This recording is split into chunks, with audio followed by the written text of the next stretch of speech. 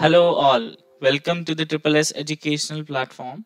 My name is Saksham Madia and I welcome you all here.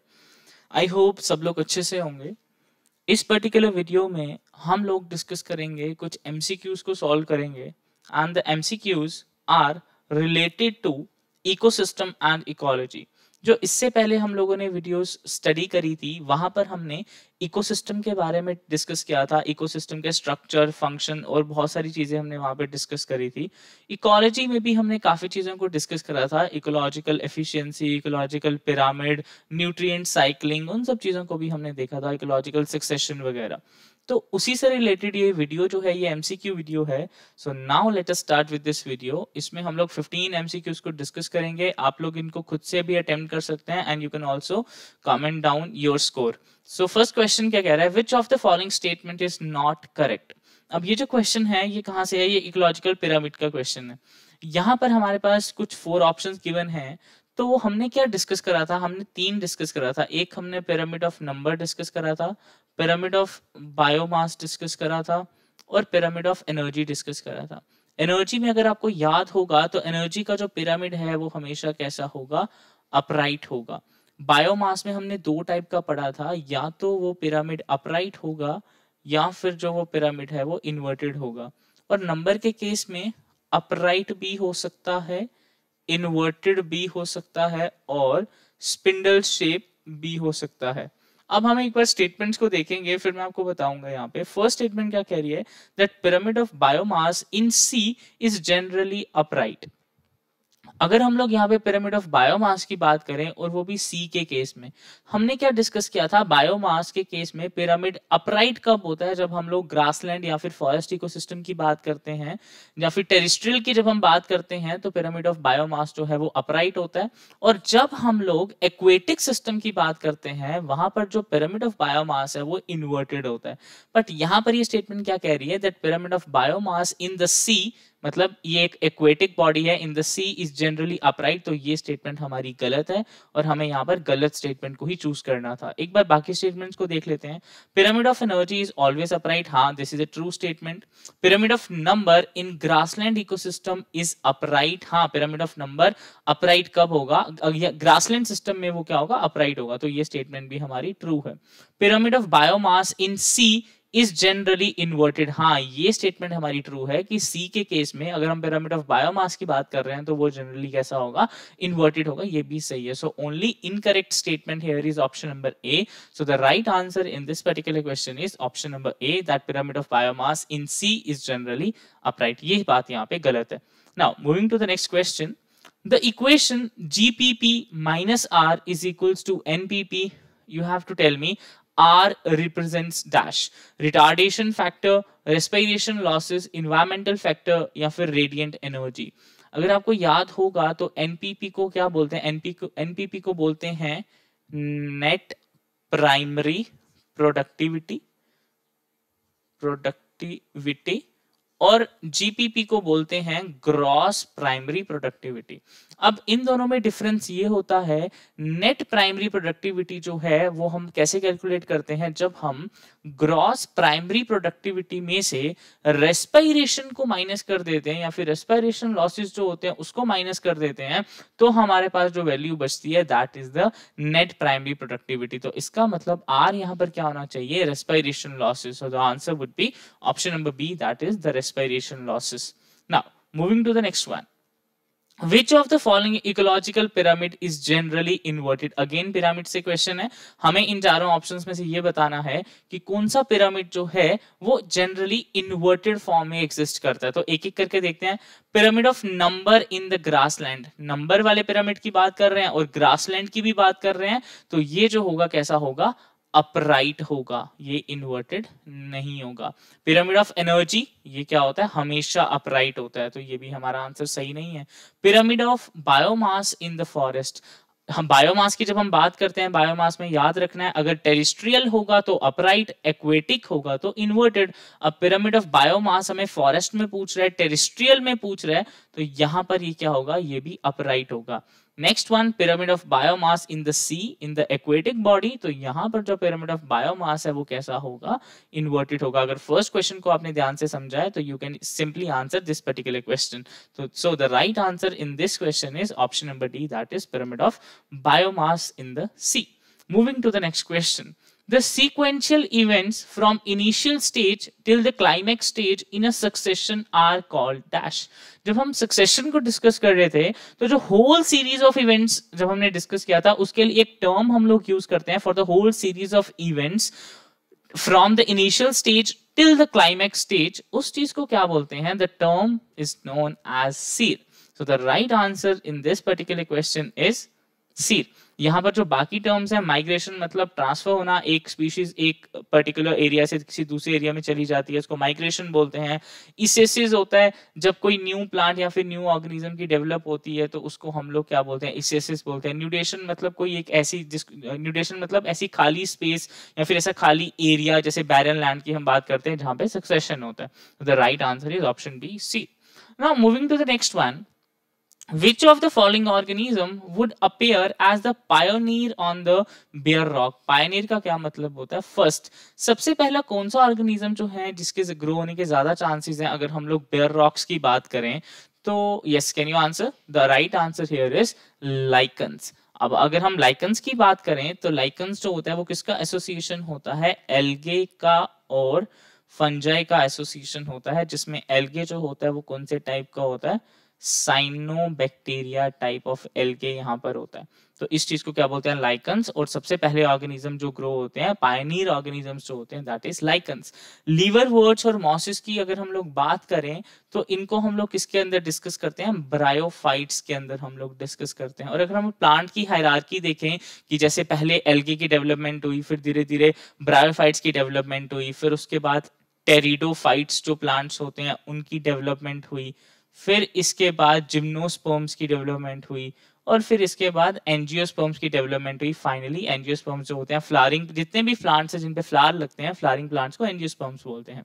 और green algae ये भी जो है इसका राइट आंसर नहीं होगा। So the right answer is option number A, that is lichen. Now moving to the next question, the term ecosystem was coined by dash. अगर आपको याद होगा ये तो हमने बहुत अच्छे से पढ़ा था लेक्चर में। ecosystem जो टर्म है it was coined by the person named A.G. Tansley. A.G. Tansley जो थे इन्होंने इस टर्म को जो है वो कॉइन किया था सबसे पहले। But what about others? अगर हम लोग फादर ऑफ इकोलॉजी की बात करें, फादर ऑफ इकोलॉजी अगर हम लोग वर्ल्ड वाइड बात करें तो फादर ऑफ इकोलॉजी कौन है? E.P. ओडम। और अगर हम लोग father of ecology in India की अगर हम लोग बात करें तो इंडिया में कौन है फादर ऑफ इकोलॉजी? तो the person is known as Ramdeo Misra. ये जो पर्सन है he is known as the father of ecology in India. उसके बाद आते हैं हेकल, अर्नस्ट हेकल। तो अर्नस्ट हेकल ने क्या किया था? इन्होंने ये जो इकोलॉजी की टर्म है इसको कॉइन करा था सबसे पहले, इकोलॉजी की जो टर्म है। तो एक क्वेश्चन से हमें ये भी पता, 4 क्वेश्चन यहाँ पे निकल गए। एजी टांसले ने टर्म दी थी इकोसिस्टम, हेकल ने टर्म दी थी इकोलॉजी, ईपी ओडम को बोलते हैं फादर ऑफ इकोलॉजी, और फादर ऑफ इंडियन इकोलॉजी को कौन है? Ramdev Mishra. Moving to the next question, which one of the following is not a functional unit of an ecosystem? जब हम लोग इकोसिस्टम की बात कर रहे थे तो वहां पर हमने इकोसिस्टम के 4 फंक्शंस को डिस्कस करा था, जिसमें से प्रोडक्टिविटी, यस प्रोडक्टिविटी जिसका एक फंक्शन था जिसमें हमने ग्रॉस प्रोडक्टिविटी और नेट प्राइमरी प्रोडक्टिविटी को डिस्कस किया था। डिकम्पोजिशन भी उसका एक फंक्शन था इकोसिस्टम का, क्योंकि उसमें डिकम्पोज हो जाते हैं ऑर्गेनिज्म, और इसी से क्या होता है बाद में न्यूट्रिएंट साइकिल जो है वो डिकम्पोजिशन के बाद ही होता है। और हमने एनर्जी फ्लो के बारे में भी वहां पर डिस्कस किया था कि एनर्जी फ्लो जिसमें 10% लॉ और वो सारी चीजें देखी थी हमने। बट स्ट्रैटिफिकेशन का जो कॉन्सेप्ट है ये हमने फंक्शनल में नहीं डिस्कस किया था। स्ट्रैटिफिकेशन की अगर हम बात करें तो this is the structural component of the ecosystem. But हमें यहाँ पे यही हमें क्या बताना है कि इनमें से कौन सा है that is not a functional unit. तो स्ट्रैटिफिकेशन जो है वो फंक्शनल यूनिट नहीं है, stratification is a structural unit of ecosystem. तो यहाँ पे तो राइट आंसर है वो क्या होगा? That is option number A, that is the stratification. Moving to the next question, the food energy passes from one trophic level to another trophic level mostly from dash. Okay, so अगर हम लोग इस तरीके से draw करें तो हमारे पास जो ट्रॉफिक लेवल है वो कुछ इस तरीके से रहते हैं। ये हमारा T1 होगा, T2, T3 एंड T4। इसको हम लोग क्या बोलते हैं, ये लोअर ट्रॉफिक लेवल होता है और ये क्या होता है, हायर ट्रॉफिक लेवल होता है। जब भी अगर हम फूड चेन की बात करें या फिर ट्रॉफिक लेवल की बात करें, यहाँ पर हमारे पास कौन से ऑर्गेनिज्म आते हैं, प्रोड्यूसर्स आते हैं। और इन प्रोड्यूसर्स को कौन खाता है, इन प्रोड्यूसर्स को यहाँ पे कौन खाते हैं, कंज्यूमर्स यहाँ पे खाते हैं, या फिर हम लोग हर्बीवोर्स बोल सकते हैं, हर्बीवोर्स या फिर कंज्यूमर्स इनको खाएंगे। इनको कौन खाएगा, इनको कार्निवोर्स इनको खाएंगे और इनको टॉप कार्निवोर्स खाएंगे। तो मतलब एनर्जी जो है वो प्रोड्यूसर से कहाँ पे जा रही है, हर्बीवोर्स में, हर्बीवोर से कहाँ जा रही है, कार्निवोर में, और कार्निवोर से कहाँ जा रही है, टॉप कार्निवोर में। तो इसका मतलब एनर्जी जो है ट्रॉफिक लेवल में वो कहाँ से कहाँ जा रही है, वो लोअर ट्रॉफिक लेवल से हायर ट्रॉफिक लेवल में जा रही है। So that means the right answer here is low to high trophic level. तो सेकेंड ऑप्शन तो एलिमिनेट हो जाएगा, हाई टू लो ऑपोजिट बोल रहा है, यहाँ तो मिडल की बात कर रहा है, this is also wrong and this is also wrong. So the right answer here is from lower trophic level to higher trophic level. Now, which one of the following is not used for construction of the ecological pyramids? Ecological pyramid में हमने 3 type के pyramid को देखा था, है ना। कौन कौन से देखा था, हमने नंबर के बेसिस पे भी देखा था, हमने एनर्जी के बेसिस पे भी देखा था, हमने बायोमास के बेसिस पे भी देखा था। और अगर आपको याद हो तो मैंने आपको बताया था, जब भी हम लोग बायोमास की बात करते हैं तो जनरली हम किसकी बात करते हैं, ड्राई वेट की बात करते हैं उस पर्टिकुलर ऑर्गेनिज्म के। तो बायोमास का यहाँ पे मतलब है ड्राई वेट। सो एनर्जी के बेसिस पे भी हम करते हैं, पिरामिड की कंस्ट्रक्शन करते हैं, ड्राई वेट के बेसिस पे भी करते हैं और नंबर के बेसिस पे भी करते हैं, बट फ्रेश वेट के बेसिस पे हम लोग इकोलॉजिकल पिरामिड की कंस्ट्रक्शन नहीं करते हैं। So that means the right answer here is option number B. Moving to the next one, rapid deforestation and massive burning of the fossil fuels for energy significantly increase in the rate of release of dash। अगर बहुत ज्यादा deforestation होगा तो deforestation का क्या मतलब होगा कि बहुत सारे trees, cutting of trees basically, है ना, बहुत सारे ट्रीज जो है वो कट हो जाएंगे। अगर बहुत सारे ट्रीज जो है वो कट हो जाएंगे तो क्या होगा, हम ह्यूमंस क्या करते हैं, हम लोग CO2 को रिलीज करते हैं और ऑक्सीजन को जो है वो इनटेक करते हैं। जब हम लोग CO2 को रिलीज करेंगे और CO2 को यहाँ पर कोई लेने वाला होगा ही नहीं क्योंकि बहुत ज्यादा डिफॉरेस्टेशन हो गई है, तो CO2 की जो कॉन्सेंट्रेशन है वो क्या हो जाएगी, इंक्रीज हो जाएगी। और उसके बाद अगर हम लोग फॉसिल फ्यूल्स की बर्निंग करेंगे बहुत ज्यादा, तो फॉसिल फ्यूल की बर्निंग करने से भी कार्बन डाइऑक्साइड की जो कॉन्सेंट्रेशन है वो एटमॉस्फेयर में इंक्रीज होने लगती है सबसे ज्यादा। सो that means the right answer here is carbon dioxide, क्योंकि यहाँ पे हमें वो पूछ रहा है that significantly increase in the rate of release of dash। बाकी चीजें भी हो सकती हैं release, but significantly increase in the rate of release of dash, so that we have to tell right answer is option A। Now next question, the reservoir for the gaseous type of biogeochemical cycle exists in dash। अगर हम लोग reservoir की बात करें तो gaseous type of cycles में हमने किसकी बात करी थी, हमने कार्बन साइकिल को डिस्कस किया था, बट उसी में नाइट्रोजन साइकिल को भी हम लोग पढ़ते हैं। तो हमें ये बताना है कि जो रिजर्वायर है gaseous type of biogeochemical cycles का वो क्या है। तो आप ही मुझे बताओ, ऑक्सीजन जो है वो मेनली कहाँ पे प्रेजेंट होती है, नाइट्रोजन जो है वो मेनली कहाँ पे प्रेजेंट होती है, तो गैसेस जो है वो मेनली कहाँ प्रेजेंट होती है, एटमॉस्फेयर में मेनली प्रेजेंट होती हैं। ये हाइड्रोस्फेयर में भी प्रेजेंट हो सकती हैं, क्योंकि गैशियस टाइप ऑफ जो बायोजियोकेमिकल साइकिल्स होते हैं ना, इनके 2 रिजर्वायर होते हैं, एटमॉस्फेयर भी होता है और इसके साथ साथ हाइड्रोस्फेयर भी होता है। बट यहाँ पर हाइड्रोस्फेयर ऑप्शन गिवन नहीं है, so will go with this option, that is atmosphere. Now, which is correct about GPP and NPP in the ecosystem? अगर आपको ध्यान से याद होगा कि ग्रॉस प्राइमरी प्रोडक्टिविटी और नेट प्राइमरी प्रोडक्टिविटी क्या है, so you can answer this question. सबसे पहले हम लोग किस चीज को निकालते हैं, हम लोग नेट मतलब हो गया ना फाइनल चीज, मतलब हम लोग नेट प्राइमरी प्रोडक्टिविटी को निकालते हैं। कैसे निकालते हैं, हम लोग प्लांट रेस्पिरेशन को माइनस करते हैं, किसमें से, ग्रॉस प्राइमरी प्रोडक्टिविटी में से। तो the right answer here would be option number A, that net primary productivity is equals to gross primary productivity minus plant respiration. Answer is option A. Now this is an important question. Decomposers like fungi and bacteria are dash इसमें आपने मुझे ये बताना है कि fungi और bacteria जो decomposers हैं उनको हम लोग और क्या बोलते हैं, ऑटोट्रॉफ, सेपेरोट्रॉफ, हेटेरोट्रॉफ या कीमो ऑटोट्रॉफ। अगर आपको इतनी सी बात पता है कि ऑटोट्रॉफ जो होते हैं वो अपना खाना खुद बनाते हैं, सो फंजाई और बैक्टीरिया अपना खाना खुद नहीं बनाते, सो दैट मीन्स ऑटोट्रॉफ ऑप्शन नहीं हो सकता और कीमो ऑटोट्रॉफ भी ऑप्शन नहीं हो सकता। ऑटोट्रॉफ और कीमो ऑटोट्रॉफ में ये डिफरेंस है, कीमो ऑटोट्रॉफ वो ऑर्गेनिजम्स होते हैं जो केमिकल्स को यूज करके अपना खाना खुद बनाते हैं। सो ए जहां जहां पर भी है वो हमारा ऑप्शन हमारा गलत हो जाएगा।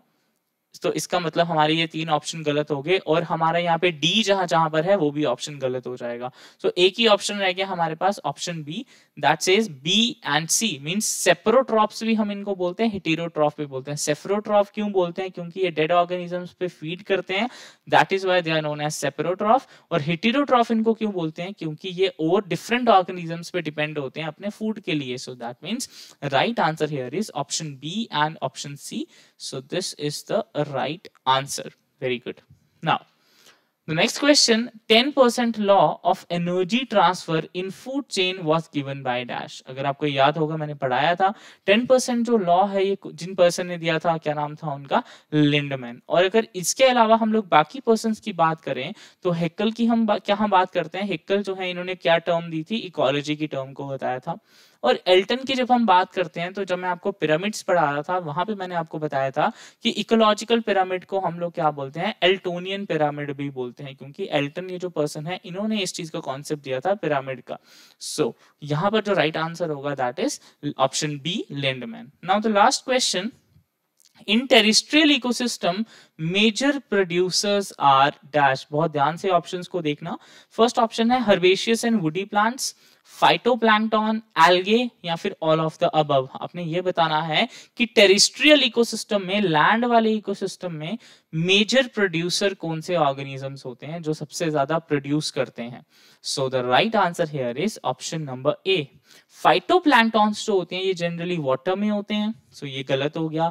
एल्गी जो है ये भी मेनली वाटर में होती है, कुछ कुछ लैंड पे भी होती है, but this is not the major producer, ये मेजर प्रोड्यूसर नहीं है। The major producers are herbaceous and the woody plants that are present on the land. So that is why the right answer here is option number A, that is herbaceous and the woody plants. So ये थे हमारे कुछ questions ecology और ecosystem पे। You can comment down your score। और इसी तरीके से अब हम लोग इसके बाद जो न्यू चैप्टर स्टार्ट करेंगे दैट इज क्लाइमेट चेंज के बारे में हम लोग पढ़ेंगे और उसके बाद हम लोग बायोडाइवर्सिटी को लास्ट में देखेंगे। So that's it for this video. Thank you so much for watching this. So all the best, bye bye.